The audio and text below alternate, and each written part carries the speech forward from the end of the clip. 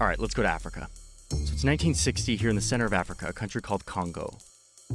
They just gained independence from Belgium, and they have an election. And this guy, Patrice Lumumba, wins, becomes the prime minister. But immediately, over in Washington, the communist alarm bells instantly start sounding off. Because we're in the middle of the Cold War, and Congo is a place full of tons of natural resources, including loads of uranium, the main ingredient for nuclear bombs.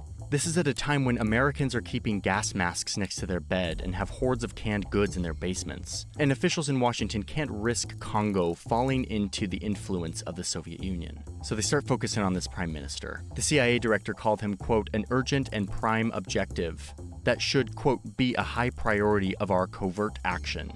So they pull a more political coup than the ones before. They start allying with Lumumba's political enemies and Congo's former colonizer Belgium. They bribe politicians, they fund protests and labor movements, and they circulate propaganda, similar ingredients to the previous coups. And when the moment is right, all these bribed politicians do what the CIA asked them to.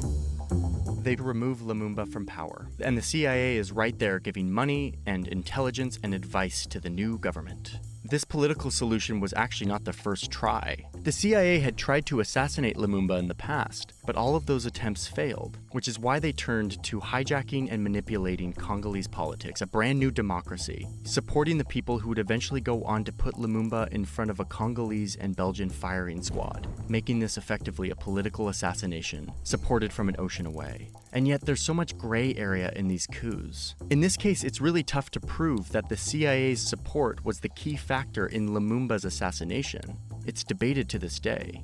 An effective foreign-sponsored coup works like this, operating in the shadows, fueling divisions, appealing to the worst demons of the people on the ground, through money, through influence.